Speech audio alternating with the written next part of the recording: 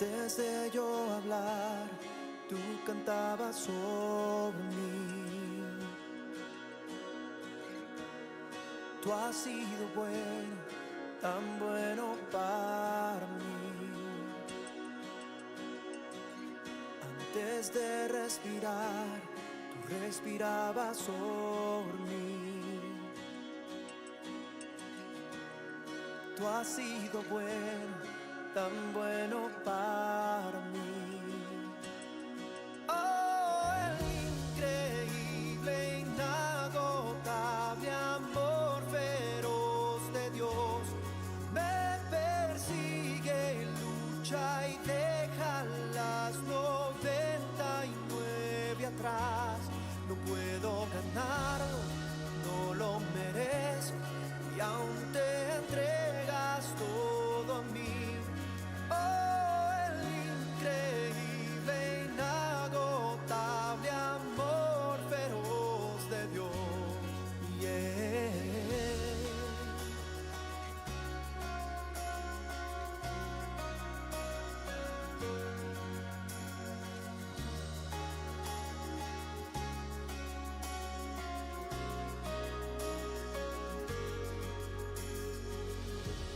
Cuando era tu enemigo, tu amor luchaba aún por mí.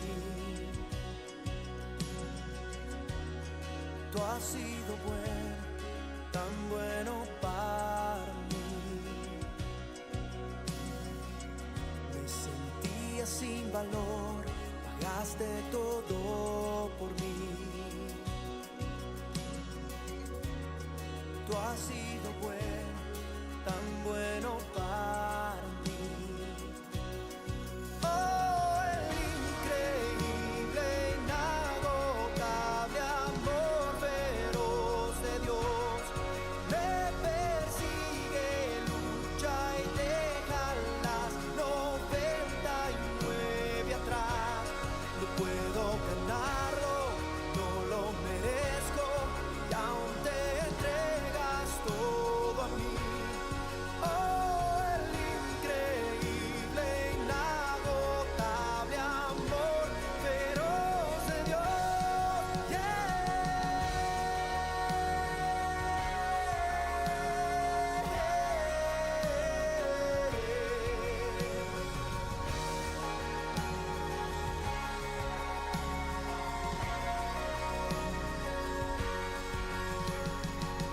Tú iluminas las tinieblas, escalas las montañas por amarme a mí. Tú destruyes las mentiras, derribas las barreras por amarme a mí. Tú iluminas las tinieblas, escalas las montañas por amarme a mí. Tú destruyes las mentiras, derribas las barreras por amarme a mí. Tú iluminas las tinieblas, escalas las montañas por amarme a mí. Tú destruyes las mentiras, derribas las barreras por amarme a mí. Tú iluminas las tinieblas, escalas las montañas por amarme a mí. Tú destruyes las mentiras.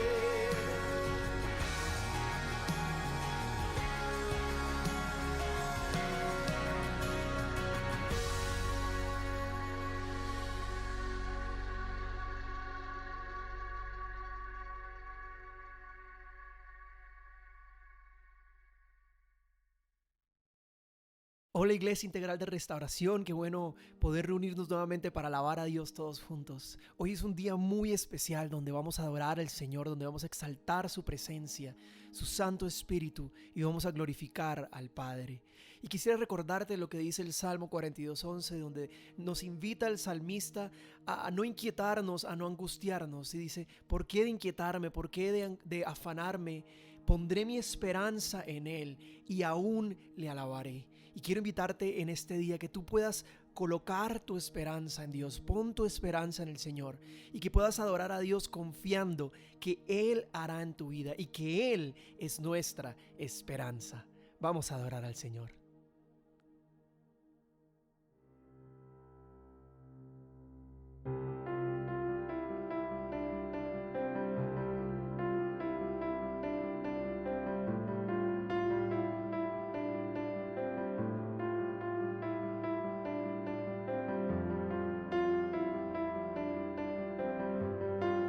Dilo hoy en este día. Mi esperanza está en Jesús, en su justicia y en la cruz. De nadie más dependeré, solo en su nombre confiaré. Dilo hoy, mi esperanza está en Jesús. Mi esperanza está en Jesús, en su justicia y en la cruz. De nadie más dependeré, solo en su nombre confiaré. Dilo hoy. En Jesús fuerte soy, solo Él mi roca es. Sobre la tempestad Él es Rey. Cuando no pueda ver su faz, cuando no pueda ver su faz, sé que su gracia siempre igual. A la tormenta venceré, mi ancla firme está en Él. Mi ancla firme está en Él. En Jesús fuerte soy, solo Él mi roca es. Sobre la tempestad Él es Rey. En Jesús fuerte soy, solo Él mi roca es.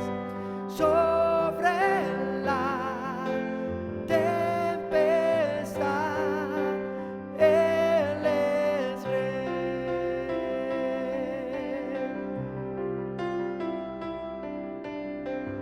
Un día Él regresará y en su presencia voy a estar.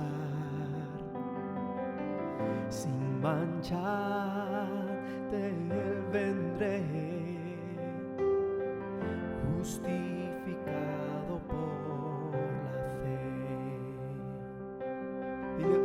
dilo al Señor, un día regresarás. Un día tú regresarás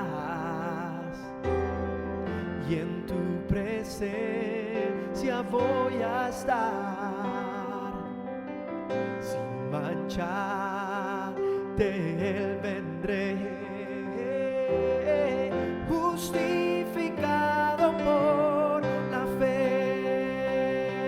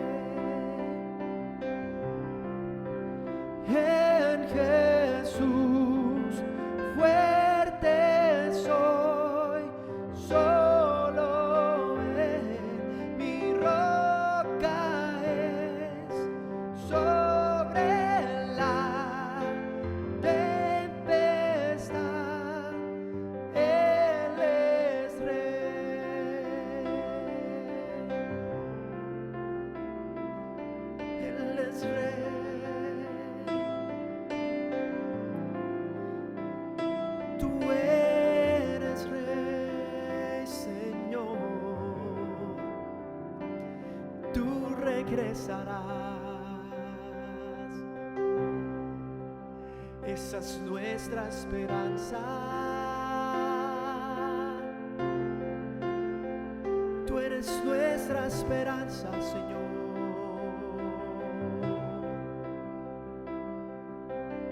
Sobre la tempestad, sobre el problema, tú eres rey.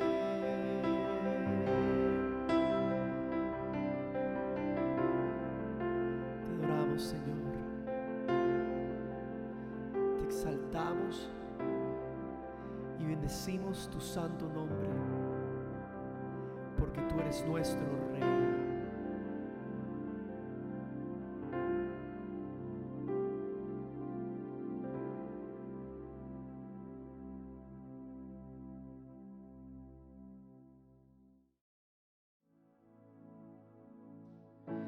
El esplendor de un rey,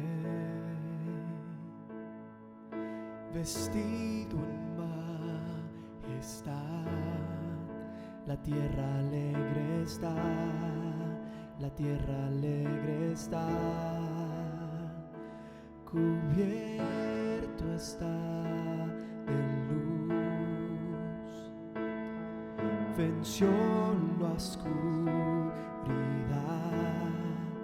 y tiembla su voz, y tiembla su voz. Cuán grande es Dios, cántale cuán grande es Dios, y todos lo verán. Cuán grande es Dios. Dile día a día, día a día Él está, y el tiempo está en Él, principio y el fin, principio y el fin. Los tres en uno son, la Santa Trinidad, el Cordero y el León, el Cordero y el León. Cuán grande es Dios, cántale cuán grande es Dios, y todos lo verán. Cuán grande es Dios.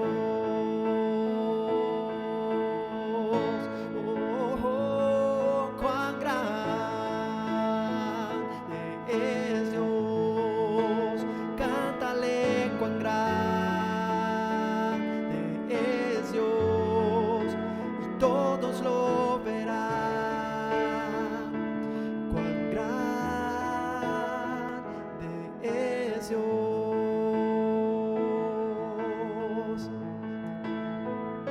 Tu nombre es sobre todo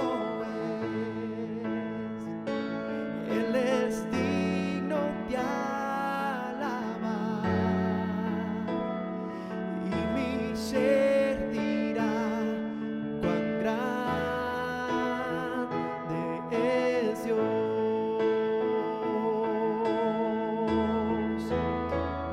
Tu nombre es sobre todo Él es digno de alabar,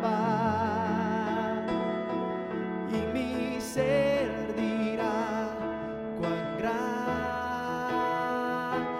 es Dios. Levanta tu voz y dilo: cuán grande es Dios, cántale cuán grande es Dios, y todos lo verán. Cuán grande es Dios.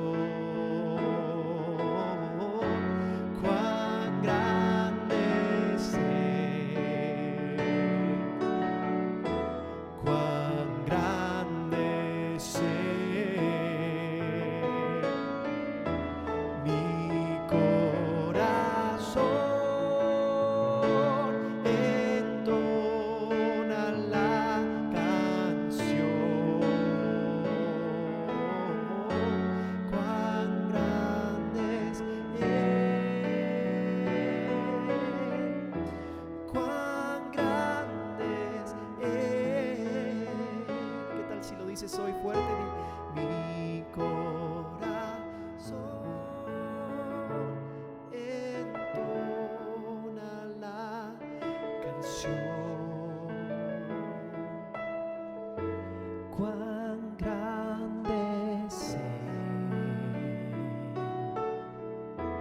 cuán grande es mi corazón entona la canción. Cuán grande es cuán grande es Mire por última vez ya Dios. Mi corazón entona la canción. Cuán grande es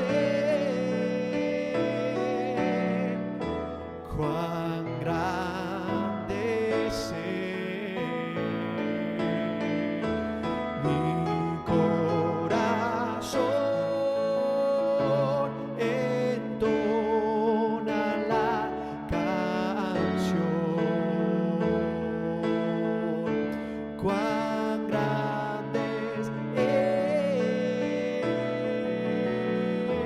cuán grande es cuán grande es cuán grande es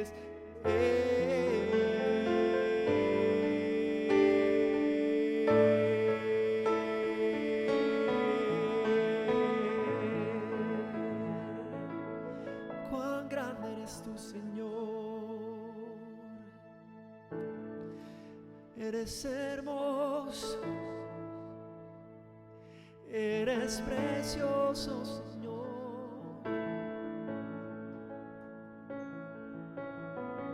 Cuán grande eres tú, Señor. Mi corazón te canta una canción, Señor, de amor a ti.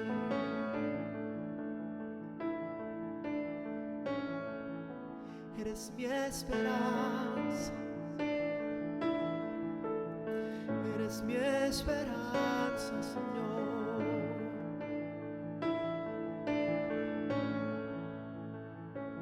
Yo esperaré en ti, Señor.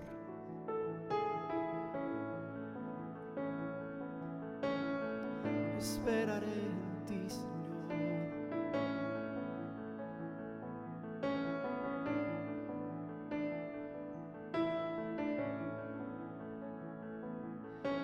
Eres mi respirar, eres mi caminar, eres mi esperanza, Jesús.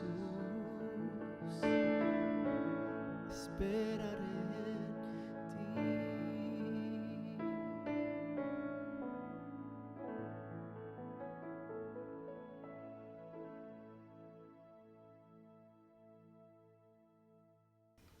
Amada iglesia, Dios te bendiga. Qué bueno estar reunidos virtualmente de nuevo durante este tiempo de cuarentena por causa de la pandemia. Dios está levantando, como en la iglesia primitiva, miles, millones de iglesias por todo el mundo, porque cada iglesia es una casa y cada casa es una iglesia. Así que aleluya. Alégrate, amada iglesia, porque Cristo resucitó, porque Cristo está vivo y volverá por su iglesia. Ese es el tema que Dios ha puesto en nuestros corazones para este día, en medio de la serie que hemos estado trabajando, El Espíritu Santo, mi mejor amigo. Y quisiera introducir el mensaje de esta mañana con la palabra de Dios cantada con el alma y con el corazón.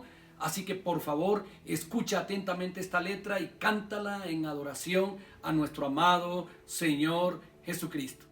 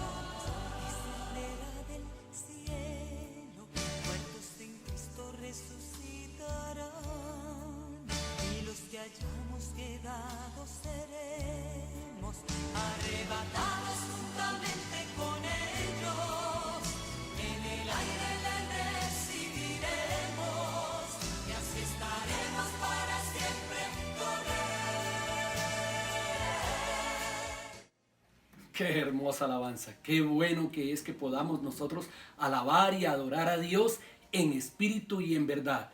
Quisiera que esta alabanza tú la tomaras como una introducción al mensaje de este día.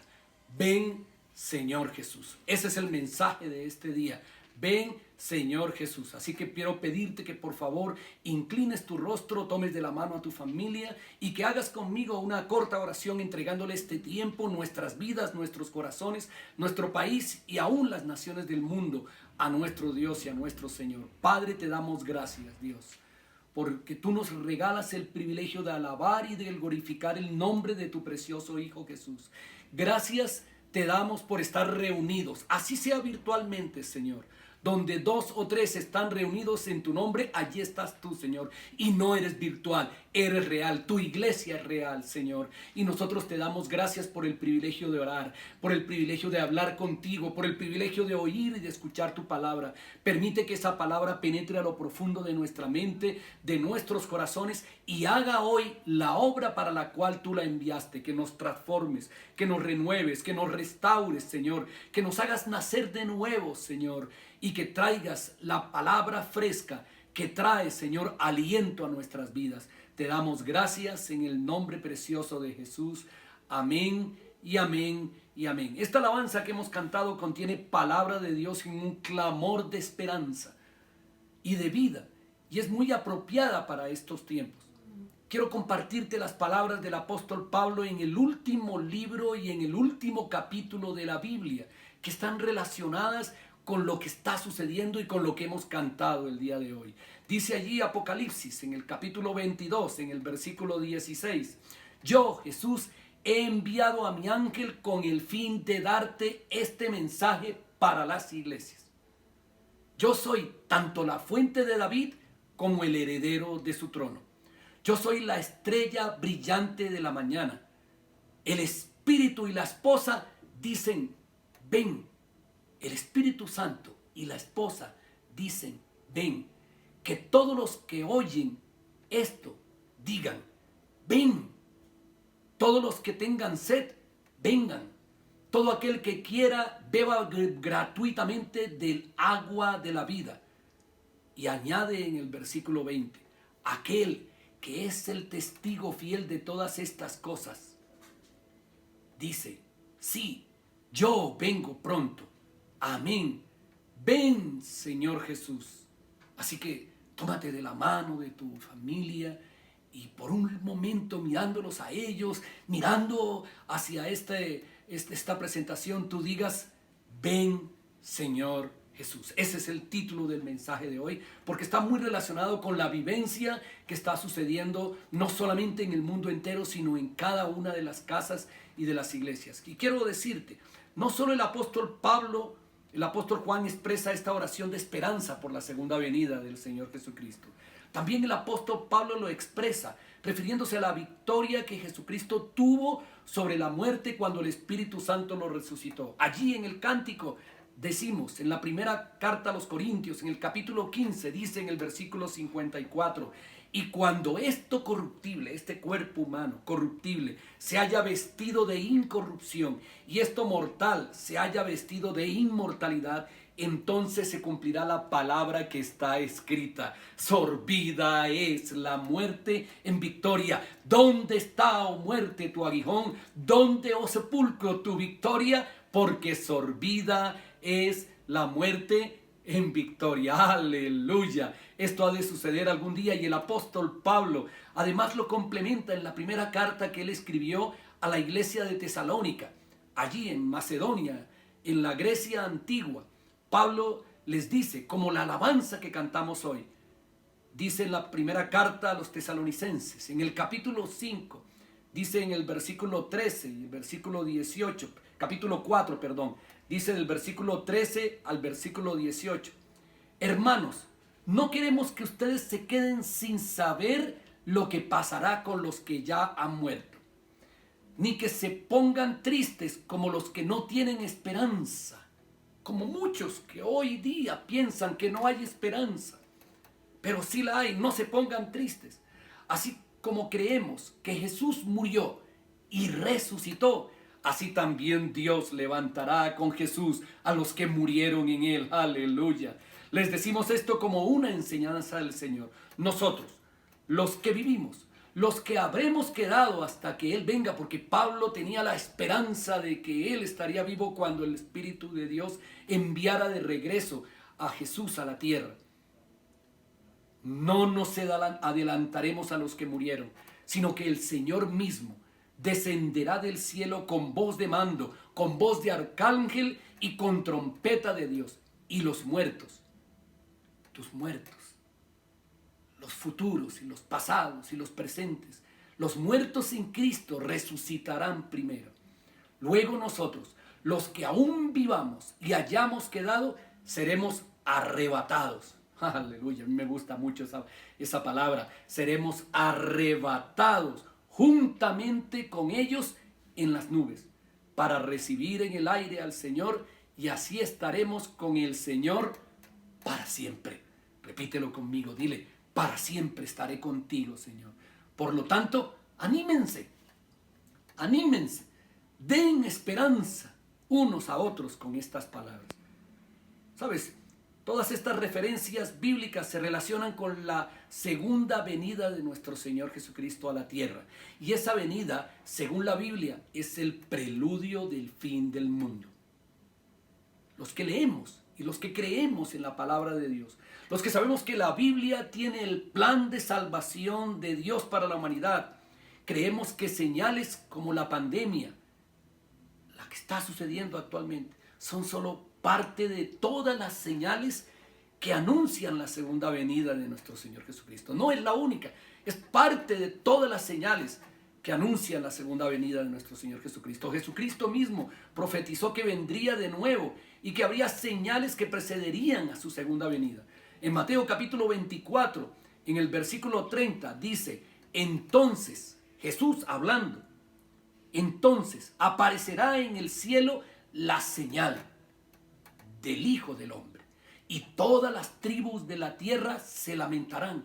Sabes que hay lamentos en todas las tribus, en todas las naciones hay lamentos por lo que está sucediendo. Y es solamente una de las señales. Y verán al Hijo del Hombre venir sobre las nubes del cielo con gran poder y gloria. Y añade en el 36: en cuanto al día y la hora, nadie lo sabe, ni siquiera los ángeles de los cielos. Solo mi Padre lo sabe, lo decía el Señor Jesús. La venida del Hijo del Hombre será como en los días de Noé. Y quiero hacerte un paréntesis: ¿cómo eran los días de Noé? Lo describe el propio Señor Jesús. Pues así como antes del diluvio la gente comía y bebía. Y cuando dice comía y bebía, no se está refiriendo al simple acto de almorzar, de comer y de tomar una bebida. Se está refiriendo a la glotonería, a los placeres del mundo. Se está refiriendo al licor que emborrachaba a la gente. Y se casaba y se daban en casamiento. Déjame decirte que la idea del matrimonio de parejas del mismo sexo no es nueva. Existió desde los comienzos de la humanidad. Solamente que ahora es legal. Pero Dios aborrecía aquello. Y dice: hasta el día que Noé entró en el arca. Y no entendieron hasta que vino el diluvio y se los llevó a todos. Así será también la venida del Hijo del Hombre. Puede sonar esto apocalíptico, terrorífico, pero créeme que no es un mensaje de terror, es un mensaje de esperanza. Y dice en el versículo 44 el propio Señor Jesús: por tanto, ustedes, mira al que está a tu lado y dile: prepárate. Ustedes estén preparados, porque el Hijo del Hombre vendrá a la hora que menos lo esperen. Es decir, para Dios, para ti y para mí como hijo de Dios, el tema de la segunda venida es esencial. Forma parte sustancial de la doctrina cristiana. Si yo no creo que Jesucristo volverá por sus escogidos, por su iglesia, como dijo Pablo a los tesalonicenses, he perdido toda esperanza. Pero para los que creemos que Jesucristo vendrá por segunda vez, esa profecía es como dice Pablo en la carta que le escribió a su discípulo Tito: Allí en la carta a Tito, en el capítulo 2, dice en el versículo 13, mientras aguardamos la bendita esperanza, aleluya, mientras tú y yo aguardamos la bendita esperanza, es decir, la gloriosa venida de nuestro gran Dios y Salvador, nuestro Señor Jesucristo. Ahora, ¿sabes? No podemos negar que muchas de las cosas que profetizó nuestro Señor Jesucristo en Mateo 24 como señales previas a la segunda venida de Él, están cumpliéndose. Y sabemos también que hay diversas interpretaciones, tanto de la profecía de Mateo como de las diferentes profecías relativas a su segunda venida desde el Antiguo Testamento como en el Nuevo Testamento. Podríamos detenernos a discutir sobre esas diferentes argumentaciones. Sin embargo, realmente es eso lo que le interesa al Señor, que nos pongamos a discutir sobre las diferentes posiciones que hay, sobre si es antes o después de tal cosa, etcétera, de la tribulación, de la gran tribulación. ¿Será que eso es lo que realmente le importa al Señor? No, Él mismo nos dijo lo que le interesa, que estemos preparados. Ese es el verdadero interés del Señor.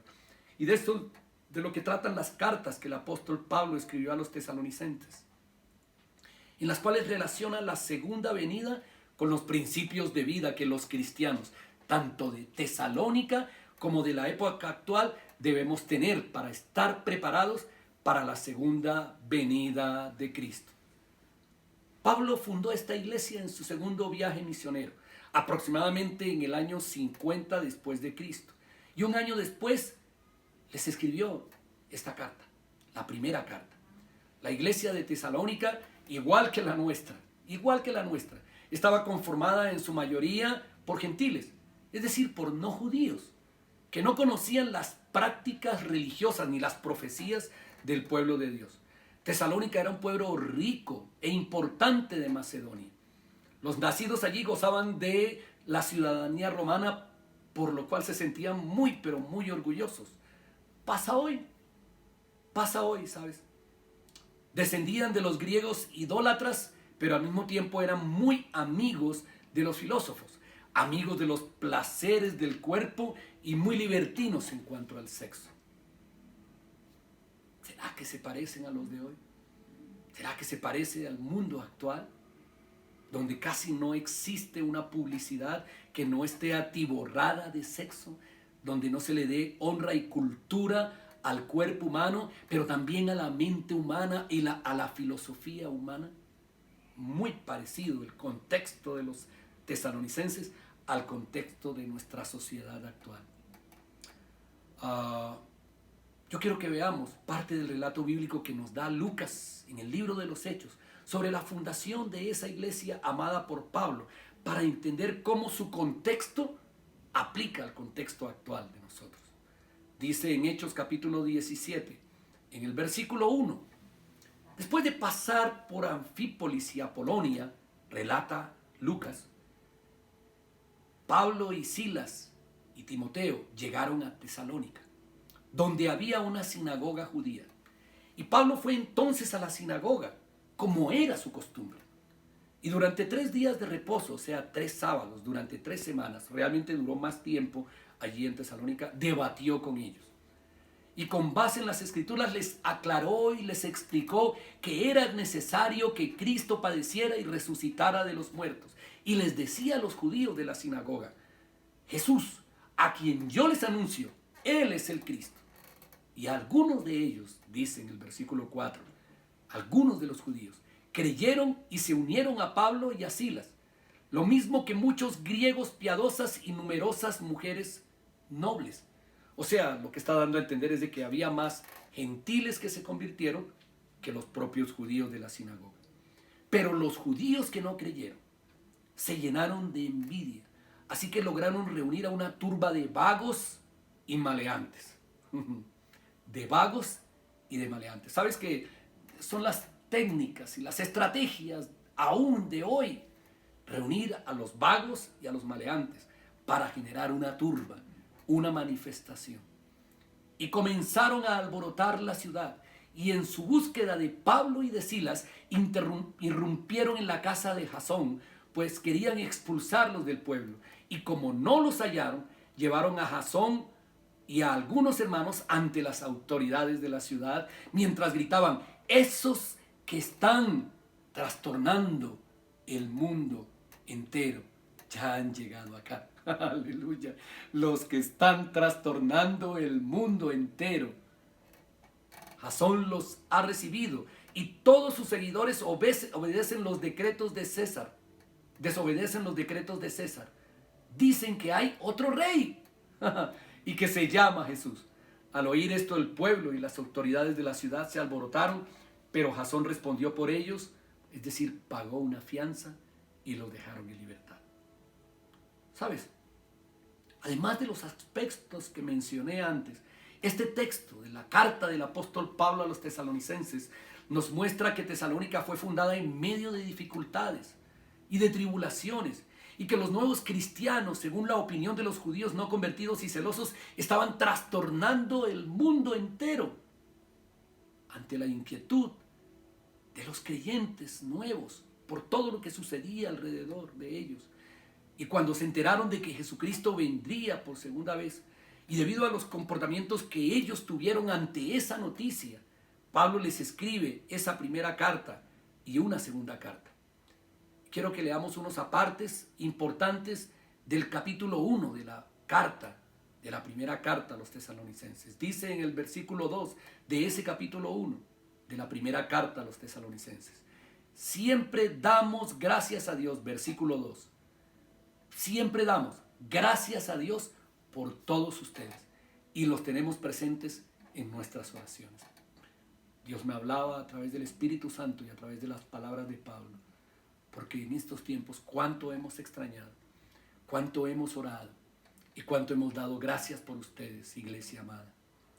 Constantemente los recordamos delante de nuestro Dios y Padre. ¿Por qué los recordaba? Constantemente, Pablo. Aquí está el centro del mensaje de la predicación, de ahí el propósito por el cual él les escribe la carta. Por sus actos de fe, por su trabajo, que es fruto de su amor, y por su sufrida esperanza en nuestro Señor Jesucristo. Hermanos amados de Dios, sabemos que Él los ha escogido. Puedes levantar tu mano y decir: yo soy un escogido de Dios. Pues nuestro evangelio no llegó a ustedes solamente en palabras, sino también en poder, en el Espíritu Santo y con plena convicción. Ustedes bien saben que cuando estuvimos entre ustedes siempre buscamos su propio bien. Ustedes recibieron la palabra con gozo del Espíritu Santo, aleluya, porque la predicación de la palabra debe ser como lo hizo la mujer samaritana cuando salió de allí y Jesús le dijo: yo te daré agua de vida eterna, y ella salió corriendo a declarar con gozo que había descubierto que había llegado a su vida y había transformado su vida y había cambiado y la había hecho una nueva criatura, el Mesías esperado, el Cristo. Y ustedes, dice, aún en medio de muchos sufrimientos, y llegaron a ser imitadores de nosotros y del Señor, con lo que llegaron a ser un ejemplo para todos los creyentes de Macedonia y de Acaya. Esa es la invitación de Pablo a los demás: sean imitadores del Señor, como Pablo fue imitador de Cristo, y como iglesia, imitadores en ese sentido de la iglesia de Tesalónica. Con ustedes como punto de partida, versículo 8, la palabra del Señor ha sido divulgada, y no solo en Macedonia y en Acaya, sino también en muchos otros lugares donde se sabe de la fe que ustedes tienen en Dios. Aleluya. Hoy día, por la gloria de Dios, la palabra de Dios corre por las casas, corre por los conjuntos, corre por los barrios, corre por las ciudades, corre por los países y por las naciones y por el mundo entero. Ya no es necesario que digamos nada, más nada, dice Pablo, porque ellos mismos hablan de lo bien que ustedes nos recibieron y cómo se apartaron de la idolatría y se volvieron al Dios vivo y verdadero para servirlo y esperar de los cielos a Jesús, su Hijo, a quien Dios resucitó de los muertos. Mírala lo que dice: a esperar de los cielos a Jesús, su Hijo, a quien Dios resucitó de los muertos y quien nos libra de la ira venidera.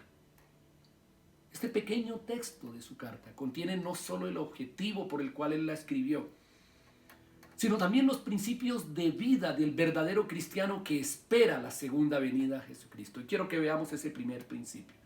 El cristiano se prepara para la segunda venida de Cristo evidenciando obras de fe. ¿Sabes? Soy muy amigo de la oración. Repítelo conmigo. Oración. O sea, de orar y actuar. Y Pablo lo afirma como un principio de vida cristiana. El cristiano se prepara para la segunda venida de Cristo evidenciando obras de fe, actos de fe. Ahí dice en la parte A del capítulo, versículo 3 de la primera carta a los tesalonicenses en el capítulo 1. Constantemente les recordamos delante de nuestro Dios y Padre por sus actos de fe, por mis actos de fe, por tus actos de fe.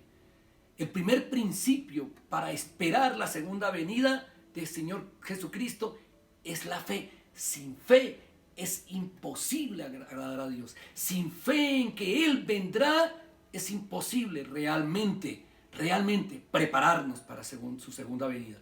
Pero Pablo destaca no una fe de palabras, sino una fe que se evidencia por las obras, por sus actos de fe, dice la Escritura. La enseñanza sobre la fe que nos dejó Pablo. Por ejemplo, el justo por la fe vivirá, no por sus obras, como él enseña en la carta a los Efesios en el capítulo 2. Las obras a las que se refiere Pablo son las obras de la ley, es decir, las prácticas de conducta y de rituales especificadas en el Antiguo Testamento, en la ley. Algunas de ellas, ojo por ojo, diente por diente, guarda el sábado. El apóstol Santiago reafirma la posición del apóstol Pablo, no como dicen algunos eruditos, algunos estudiosos que afirman que hay una contradicción entre el justo por la fe vivirá y las obras que presenta el apóstol Santiago. Santiago dice en el capítulo 2, en el versículo 14, en la carta del apóstol Santiago, dice: hermanos míos, ¿de qué sirve decir que se tiene fe si no se tiene obras? ¿Acaso esa fe puede salvar? Si un hermano o una hermana están desnudos y no tienen el alimento necesario para cada día, y alguno de ustedes les dice: vayan tranquilos, abríguense y coman hasta quedar satisfechos, pero no les da lo necesario para el cuerpo, ¿de qué sirve esto? Lo mismo sucede con la fe. Si no tiene obras, está muerto, muerta. Pero alguien podría decir: tú tienes fe y yo tengo obras. Muéstrame tu fe sin obras y yo te mostraré mi fe por mis obras. ¿Sabes? Los tesalonicenses se destacaban por ser generosos, por ayudar a los demás. Estos tiempos son tiempos en que estamos llamados a eso, a ser generosos, a que si alguien viene por un mendrugo de pan, por un alimento, por un mercado, tú como hijo de Dios, como siervo de Dios, nosotros los pastores, los líderes como siervos de Dios, antes de preocuparnos por el lujo del templo, por las sillas, por los servicios, debemos preocuparnos por el que tiene necesidad. Es allá donde apunta los principios a los que se refiere el apóstol Pablo, la verdadera fe. Los que nos estamos preparando para la segunda venida y las señales están ocurriendo, debemos estar pendientes de los demás. Ser como dice el apóstol Santiago, que si alguien tiene necesidad, nosotros tendamos la mano hacia ellos. ¿Sabes? Sin embargo, en la iglesia de Tesalónica, parece que algunos hermanos tenían una idea errada del trabajo, pensando en la proximidad de la segunda venida de nuestro Señor Jesucristo. Y pretendían que los que tenían mejor condición financiera los alimentaran a ellos. Es decir, se aprovechaban de este principio. Y Pablo tiene que aclararles algunos aspectos relacionados con sus actitudes y con lo que ellos opinaban sobre la segunda venida. La primera aclaración que Pablo les hace a ellos, a los que creían que según ellos estaba muy cercana la segunda venida del Señor Jesucristo y por eso no tenían que trabajar. Créeme que Pablo también pensaba que la venida de Cristo era tan cercana que él estaría vivo cuando Cristo viniera. Pero no por eso dejó Pablo de trabajar. Él les aclara en la primera carta, en el capítulo 5, dice en el versículo 1, en cuanto a los tiempos y las ocasiones, no hace falta, hermanos míos, que yo les escriba. Ustedes saben perfectamente, porque se los enseñé, que el día del Señor llegará como ladrón en la noche. De repente, cuando la gente diga paz y seguridad, porque va a pasar. Este planeta, esta tierra en la cual hay destrucción, hay guerras, aún sabes que en medio de la pandemia hay guerras dentro de los países y hay guerra verbal, mediática, política y económica entre las diferentes naciones. Cuando venga alguien que diga, traigo la paz, traigo seguridad, les sobrevendrá la destrucción, como le llegan a la mujer encinta los dolores de parto y no escaparán. Pero ustedes, hermanos, no viven en tinieblas. Tú, hermano, no vives en tinieblas.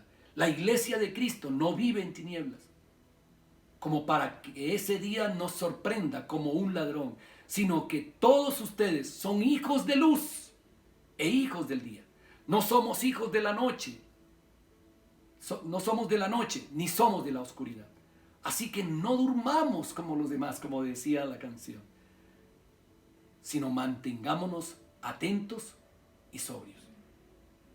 Y Pablo añade en la segunda carta a los tesalonicenses, en el capítulo 2, dice en el versículo 1, hermanos, con respecto a la venida de nuestro Señor Jesucristo y nuestra reunión con Él, les rogamos que no cambien fácilmente su manera de pensar. No se dejen asustar por nadie, ni siquiera por un espíritu, una palabra o una carta que pretenda aparecer como nuestra, en el sentido de que el día del Señor está cerca.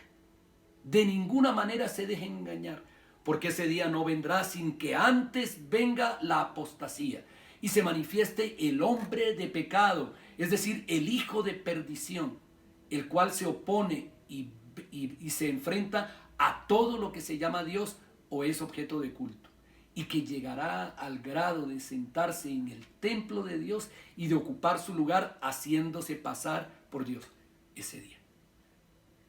Antes de que venga el Señor Jesucristo se manifestará ese hombre, el hombre de perdición. Dirá, yo soy Dios. Se sentará en el templo de Dios y dirá, adórenme. ¿No se acuerdan de que cuando yo estaba todavía con ustedes, dice en el versículo 5, les advertía esto y ahora ustedes saben bien qué es lo que lo detiene a ese hombre de perdición, a fin de que a su debido tiempo Él se manifieste? Porque el misterio de la iniquidad ya está en acción, está en acción. Desde la época de Pablo está en acción y continúa en acción. Solo que en este momento hay quien lo detiene. ¿Sabes quién es? El Espíritu Santo en la iglesia. La iglesia llena del Espíritu es la que detiene ese Espíritu. Hasta que Él, a su vez, sea quitado de en medio. Entonces se manifestará ese malvado a quien el Señor matará con el espíritu de su boca y destruirá con el resplandor de su venida.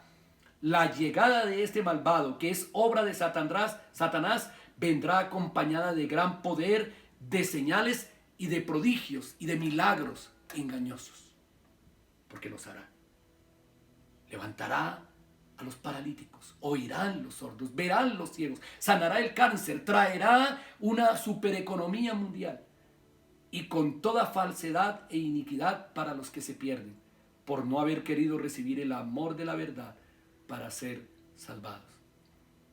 La segunda aclaración que hace el apóstol Pablo es sobre el trabajar o el no trabajar porque Cristo viene.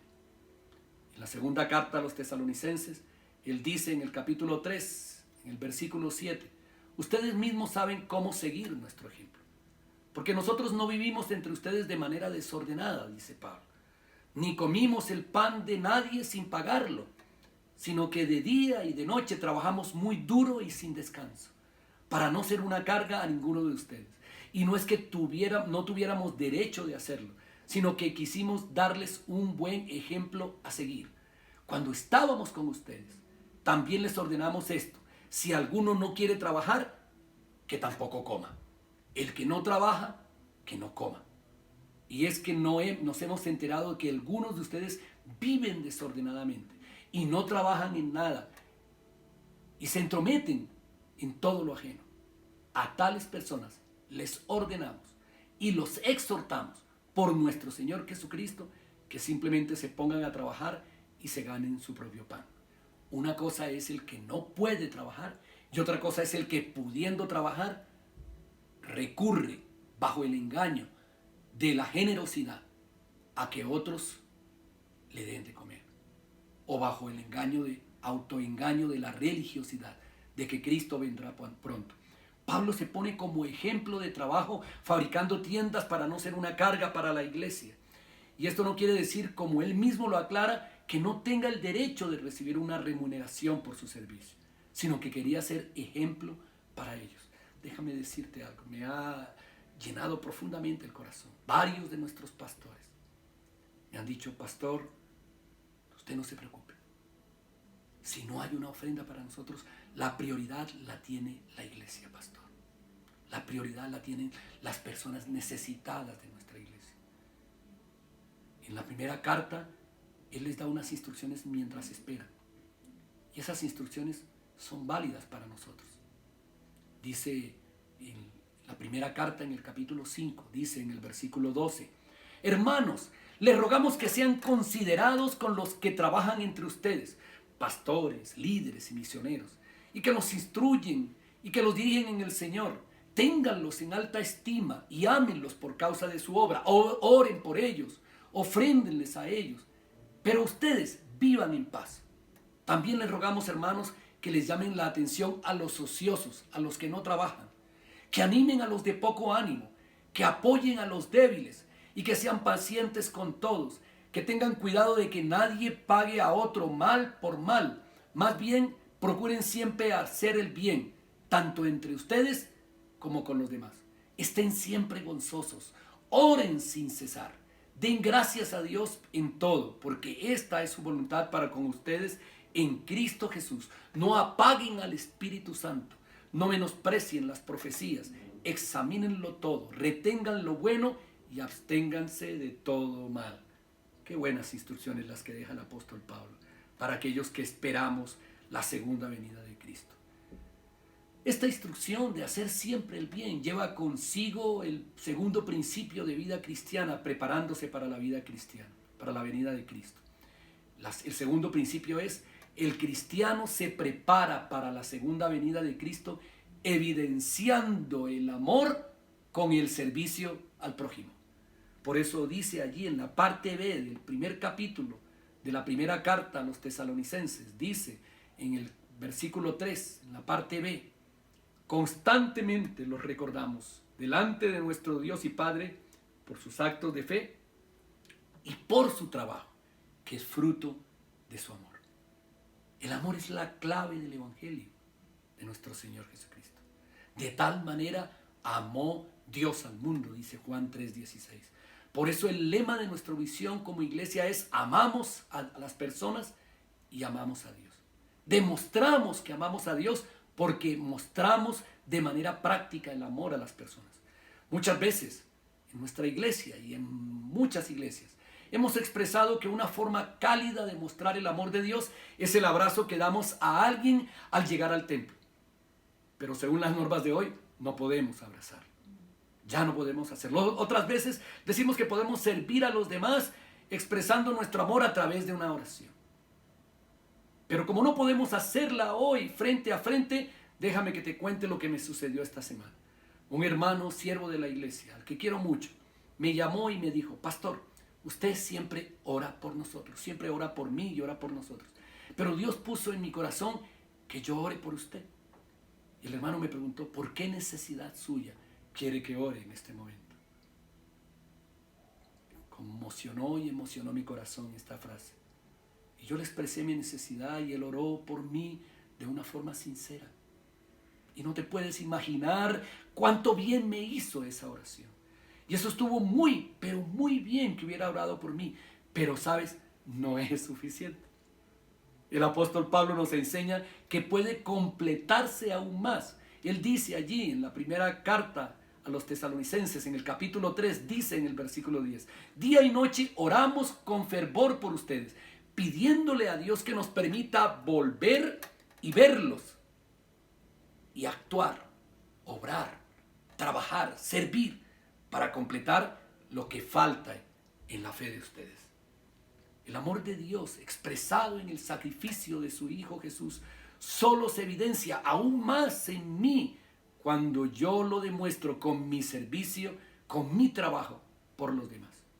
Más aún cuando los demás necesitan tanto de la manifestación práctica del amor de Dios. Aún si aparentemente tengo poco o creo tener poco. Cuando doy, como dijo Pablo de los tesalonicenses, refiriéndose a ellos, cuando le escribió la carta a los corintios, Pablo se refiere a los tesalonicenses y le dice en la segunda carta a los corintios, en el capítulo 8, dice en el versículo 1, ahora quiero que sepan, amados hermanos, lo que Dios en su bondad ha hecho por medio de las iglesias de Macedonia, o sea, la iglesia de Tesalónica. Estas iglesias están siendo probadas con muchas aflicciones y además son muy pobres, pero a la vez rebosan de abundante alegría, la cual se desbordó en gran generosidad, pues puedo dar fe de que dieron no solo de lo que podían, sino aún mucho más, y lo hicieron por voluntad propia. Nos suplicaron una y otra vez tener el privilegio de participar en la ofrenda para los creyentes de Jerusalén. Incluso hicieron más de lo que esperábamos, porque su primer paso fue entregarse ellos mismos al Señor y a nosotros, tal como Dios lo quería. Pablo exalta el corazón de los actos de amor y de servicio de los tesalonicenses. En medio de esta cuarentena, si tienes necesidad, cree que hay alguien que te ama, alguien que piensa en ti, alguien que está dispuesto a demostrar el amor de Dios hacia ti. Y si ves a alguien que tiene necesidad, Pablo nos insta a que si de verdad estamos preparándonos para la segunda venida de Cristo, estés como Él, dispuesto a dar, aún de lo que nos tienes. Pablo dice esto, que esto dará frutos de amor. Esto producirá frutos de amor. Tu servicio dará frutos de amor. La segunda carta a los Corintios, en el capítulo 9, dice en el versículo 13, como resultado del ministerio de ustedes, del ministerio de dar, de la generosidad, ellos darán la gloria a Dios. Pues la generosidad de ustedes, tanto hacia ellos como hacia todos los creyentes, demostrará que son obedientes a la buena noticia de Cristo. Y ellos orarán por ustedes con un profundo cariño debido a la desbordante gracia que Dios les ha dado a ustedes. Gracias a Dios por este don que es tan maravilloso que no puede describirse con palabras. Gloria a Dios. El fruto de mi servicio de amor a los demás se traducirá, primero, en que ellos darán gloria a Dios. Segundo, en que agradará a Dios por mi obediencia. Y tercero, hará que ellos oren por mí. El pueblo colombiano, amados, está agradecido con los estudiantes, con los profesionales, con los empresarios medianos y grandes, que en momentos de crisis desarrollan ideas y la clásica inventiva, el rebusque, la genialidad del colombiano. Ora por ellos y da gracias a los estudiantes y profesionales que han desarrollado respiradores mecánicos, a los empresarios que están desarrollando tapabocas N98 de la más alta calidad, a las empresas medianas y pequeñas que están fabricando tapabocas domésticos. Gracias, hermanos. Gracias, estudiantes. Gracias, profesionales. Gracias, empresarios medianos, pequeños y grandes. Los bendecimos. Eso es fruto de su amor por sus compatriotas. Ese texto de Primera de Tesalonicenses, capítulo 1, en el versículo 3, es tan rico, que no solamente nos enseña que el cristiano se prepara para la segunda venida de Cristo evidenciando obras de fe. No solamente nos enseña que el cristiano se prepara para la segunda venida de Cristo evidenciando el amor con el servicio al prójimo, sino que además nos enseña que el cristiano se prepara para la segunda venida de Cristo siendo constantes en la santidad.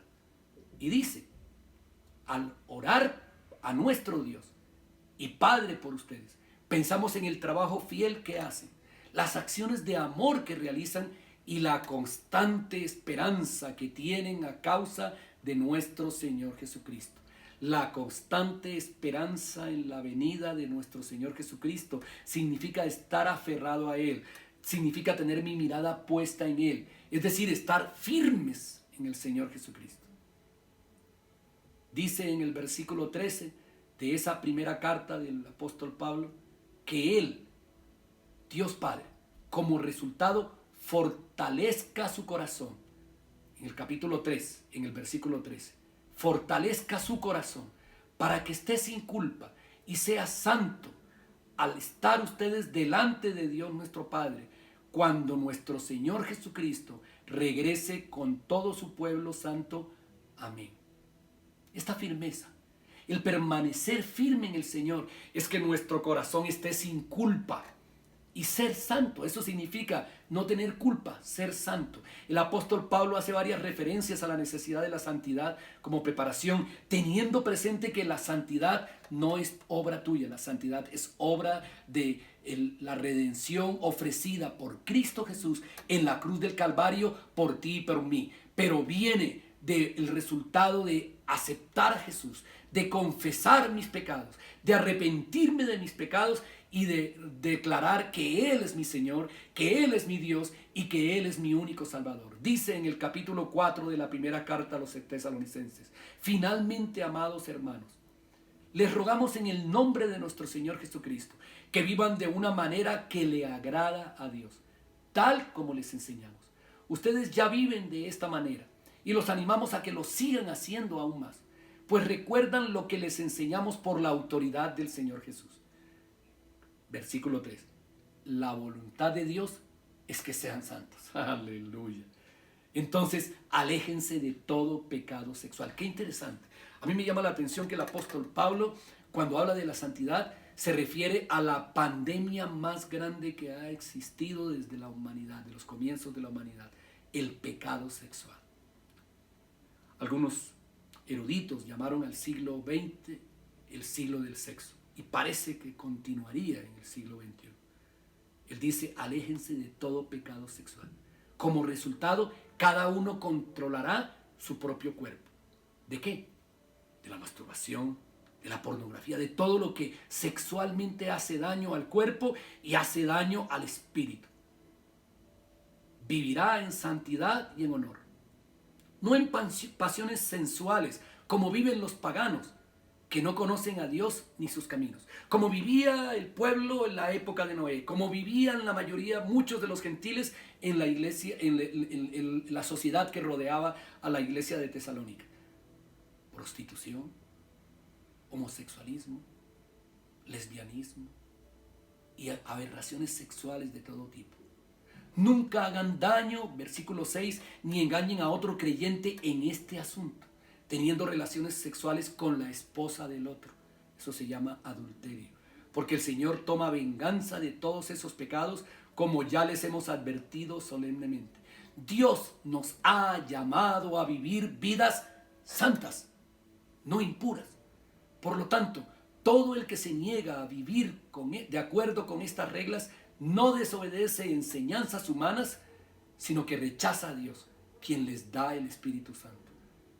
Pero no hace falta que les escribamos sobre la importancia de amarse mutuamente, pues Dios mismo les ha enseñado a amarse los unos a los otros. Es más, ustedes ya muestran amor por todos los creyentes en toda Macedonia. Aún así, amados hermanos, les rogamos que los amen aún más.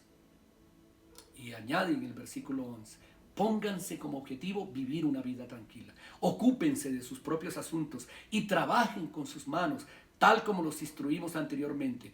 Entonces aquellos que no son creyentes respetarán la manera en que ustedes viven y ustedes no tendrán que depender de otros. El apóstol Pablo hace referencia aquí que la vida santa tiene relación, dos tipos de relación. Una, la santidad que proviene de vivir una vida sexual agradable a Dios.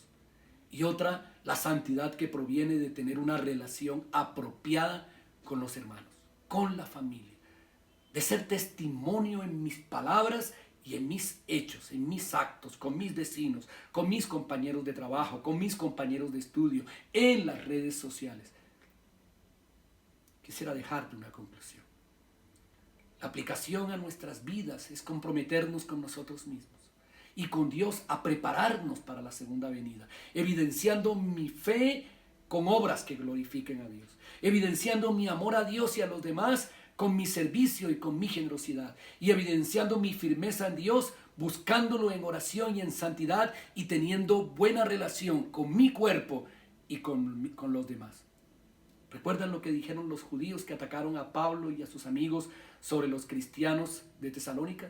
Cuando les hablé en Hechos capítulo 17, en la fundación de la iglesia de Tesalónica, dice en el versículo 6, como no los hallaron, llevaron a Jasón, no hallaron a Pablo y a Silas, llevaron a Jasón y a algunos de los hermanos ante las autoridades de la ciudad, mientras gritaban, esos que están trastornando al mundo entero ya han llegado acá. Aleluya. Estoy como iglesia trastornando al mundo, o el mundo está trastornándome a mí y a mi iglesia. ¿Qué significa que la iglesia está trastornando el mundo? Significa que el mundo se ve confrontado tanto con mi predicación verbal como con mi predicación testimonial, santa e irreprensible. Estoy realmente transformando al mundo con mi predicación verbal, ya sea virtual, presencial o física, o estoy contentándome con memes y con comentarios de WhatsApp sobre lo que Dios está haciendo conmigo y con mi familia durante la cuarentena, pero no estoy testimoniando sobre lo que yo estoy haciendo con otros, como producto de lo que Dios hizo conmigo. La santidad, amado hermano, no se expresa solo con palabras, se vive en mis relaciones verbales con los demás, en mi pureza sexual de pensamiento, personal, familiar y pública, en las redes sociales. Estoy preparándome y esperando la segunda venida de Cristo. Estoy evidenciando mi preparación para esa segunda venida con actos de fe, sirviendo a las personas de corazón sin importar su origen social, sexual, su situación financiera o religiosa. Estoy evidenciando mi preparación para la segunda venida con mi servicio desinteresado y en amor a los que sirven en la obra del Señor. Estoy evidenciando mi preparación para la segunda venida siendo santo, es decir, agradando a Dios en todo lo que pienso y en todo lo que siento. Trato de mantenerme conectado con Dios íntimamente a través de la oración, como dice el apóstol Pablo, oren sin cesar. Y la palabra de Dios, apartándome de todo pecado sexual, de pensamiento y de obra. ¿Sabes? La segunda venida del Señor Jesucristo es primicias de mayores gozos para el cristiano. Apocalipsis dice en el capítulo 21, en el versículo 1. Entonces dice Juan, vi un cielo nuevo y una tierra nueva, porque el primer cielo y la primera tierra habían desaparecido y también el mar. Y vi la ciudad santa, la nueva Jerusalén, que descendía del cielo, desde la presencia de Dios, como una novia, hermosamente vestida para su esposo. Oí una fuerte voz que salía del trono y decía, miren el hogar de Dios que está ahora entre su pueblo. Él vivirá con ellos, y ellos serán su pueblo, y Dios mismo estará con ellos. Él les secará toda lágrima de los ojos, y no habrá más muerte, ni tristeza, ni llanto, ni dolor. Todas esas cosas ya no existirán. Me impacta el salmista y pastor Marcos Vidal, pastor de mi hija y de su hermosa familia allí en Madrid. Y él expresa de forma magistral ese primer beneficio en un cántico que quiero decírtelo solamente, recitarlo a manera de poema. Él dice en uno de los versos de su canción, solamente una palabra, si es que aún me queda voz, y si logro articularla, tu presencia. No te quiero hacer preguntas, solo una petición, y si puede ser a solas, mucho mejor. Solo déjame mirarte cara a cara y perderme como un niño en tu mirada. Y que pase mucho tiempo y que nadie diga nada, porque estoy viendo al Maestro cara a cara. cuando Él vuelva por segunda vez, lo verás cara a cara. Cuando Él venga por segunda vez, entonces dice, ya no habrá necesidad, ni tristeza, ni dolor, porque entonces Jesús, el Rey del cielo, para siempre será consolador. Por eso, preparémonos para estar con Dios por toda la eternidad. Mientras estemos aquí en la tierra, nosotros debemos orar como Pablo lo hizo por los tesalonicenses, como él lo hizo por ellos. Allí en el capítulo 5 de esa primera carta, Pablo termina diciendo, versículo 23, que el mismo Dios de paz los santifique por completo y que guarde irreprensible todo su ser, su espíritu, o sea, tu relación con Dios, tu alma, o sea, tus emociones, tus sentimientos, tus relaciones con los demás, y tu cuerpo, tus necesidades básicas de salud y de finanzas, para la venida de nuestro Señor Jesucristo. Aquel que los llama es fiel y cumplirá todo esto. Así como Pablo oró por las necesidades de esa iglesia de Tesalónica, por su espíritu, por su alma y por su cuerpo, yo quiero orar ahora por ti. Allí donde estás, tómate de la mano de tu familia y al inclinar tu rostro de corazón, habla con Dios y dile, Padre, gracias por tu palabra, gracias por tu Espíritu Santo, Señor. Gracias por lo que has hecho por mí, bendito Dios. Gracias por esa palabra que me has dado, que me invita, Señor, a creer que tu Hijo Jesús vendrá por segunda vez. Pero que debo estar preparado, Señor, en mis obras de fe. Que debo estar preparado, Señor, en mis actos de amor. Que debo estar preparado en la santidad, Señor, que tu Espíritu Santo quiere darme cada día a través de la palabra, Señor. Padre, yo reconozco mis pecados y te pido perdón por ellos. Y pido perdón a mi familia por los pecados que yo haya cometido en la vida de ellos y el mal ejemplo y testimonio que haya dado. Y ahora, Señor, te pido me perdones. Y te pido, Espíritu Santo, ayúdame con la palabra cada día, cada mañana, cada noche, Señor. En cada tiempo de reflexión de mi iglesia a las 7 de la noche, ayúdame, Señor, a entender, a comprender y a vivir en tu palabra, Señor, en la santidad que tú quieres para mí, Señor. Padre, pongo mi familia en tus manos. Pongo mis amigos en tus manos. Pongo los que no conozco en tus manos. Pongo mi nación y mi barrio, mis compañeros, mis vecinos, mis compañeros de trabajo, Señor, de estudio. Los pongo en tus manos. Los que están, Señor, trabajando, sirviendo a los demás con amor y compasión, los pongo en tus manos. Guárdalos, bendito Dios. Guárdalos, Señor, a los que sirven en la parte médica, en la parte de transporte, a los que sirven, Señor, llevando domicilios, a los que sirven transportando alimentos, bendito Dios, a los que sirven, Señor, dando las noticias, a los que sirven cuidando a los enfermos, Señor. Padre, guárdalos en el nombre de Jesús. Y clamo a ti, Señor, clámale tú, de lo profundo de tu alma, clámale y dile, Señor, envía, Señor, tu palabra. Y sana, Señor, nuestra tierra. Sana nuestra tierra. Señor, pongo mi tiempo de ayuno de esta semana. Este miércoles, Señor, pongo mi tiempo de ayuno desde temprano en la mañana. Desde las 8 de la mañana me conecto con mi iglesia, Dios. Y pongo mi tiempo de ayuno para ayunar y clamar a ti, Señor, porque tú sanes nuestra tierra. Sanes nuestra Colombia. Sanes nuestro país. Sanes nuestros países hermanos y vecinos. Señor, porque cesen los odios, porque cesen las diferencias, Dios, y porque encuentren, Señor, la respuesta que viene de ti, Señor, nuestro sanador, nuestro salvador, nuestro Dios, nuestro restaurador y nuestro libertador. Libéranos, Señor, de esta pandemia, pero no antes dejes de enseñarnos, Señor, el propósito tuyo, como señal de que tú vendrás pronto, Señor.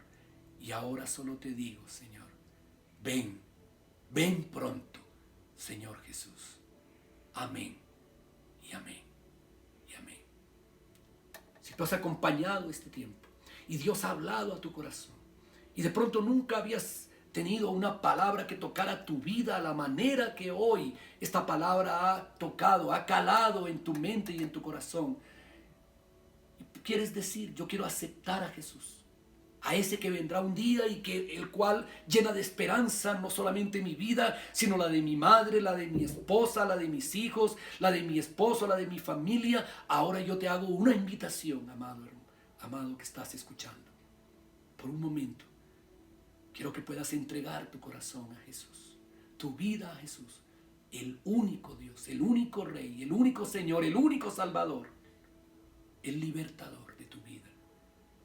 Inclina por un momento tu rostro, cierra por un par de segundos tus ojos y dile al Señor: Padre, te pido perdón por mis pecados. Me arrepiento de ellos. Me arrepiento de haber incluso perseguido, de haber hablado mal de ti, Señor, de rechazar tu voluntad y tu palabra y querer vivir mi vida a mi manera, Señor. Hoy te pido perdón por ello, Señor, y te pido que al abrir mi corazón y aceptar a tu Hijo Jesús como mi único Dios, como mi único Señor y como mi único Salvador, yo me convierta en tu Hijo, en tu amado Hijo, Señor, y tú limpies mis pecados. Y te clamo porque esta palabra que ha llegado a mi mente, a mi corazón y ha salvado mi vida y mi alma, se extienda a toda mi familia, Señor, y ellos conozcan el amor tuyo. Te doy gracias en el nombre de Jesús. Amén y amén y amén. Amado, gracias por escuchar esta palabra que Dios ha regalado a nuestro corazón a través del Espíritu Santo, porque Cristo volverá. Amén. Dios te bendiga. Iglesia, qué buena palabra hemos recibido el día de hoy. Recordemos ponerla en práctica y recordar que Jesús está vivo. Y hoy más que nunca está siendo predicado alrededor del mundo. Por eso te invitamos a que puedas seguir diezmando y ofrendando fielmente para la obra del Señor. Con tu aporte y el mío, los diferentes proyectos misioneros podrán seguir funcionando donde quiera que están. De la misma manera, podremos seguir haciendo la obra social, la cual en este momento ha podido impactar a muchísimas familias, no solo de la iglesia, sino de la comunidad en general, que en este momento han podido ver la mano de Dios a través de tu ofrenda, a través de tu diezmo. Si tú quieres seguir aportando voluntariamente, escribe este número 310-323-1931 y allí podrás escribir y recibir toda la información de la manera en que tú puedes seguir aportando y sosteniendo la obra del Señor. Un segundo más te pedimos para que quedes conectado.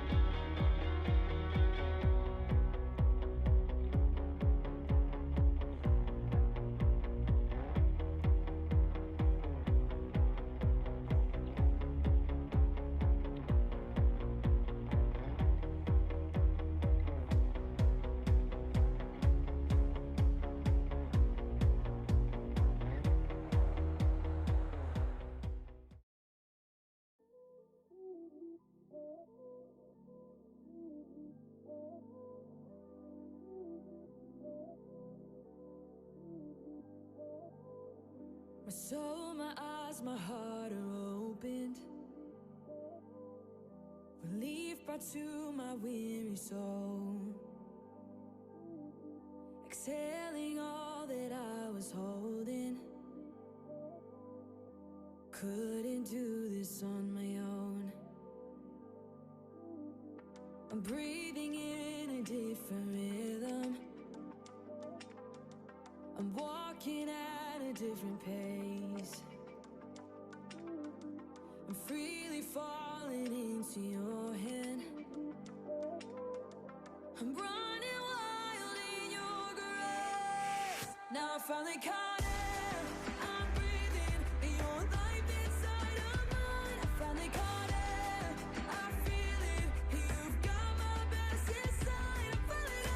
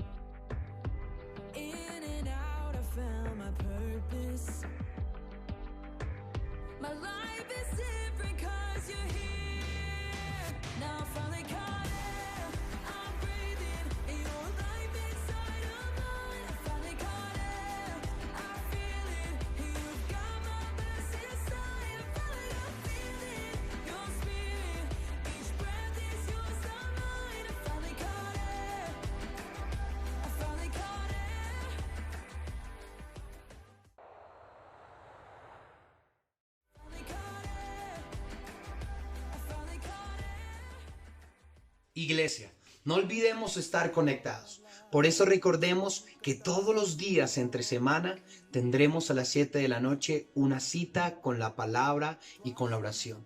Nuestros pastores y el staff de la Iglesia Integral de Restauración tendrán una palabra especialmente para ti y para tu familia.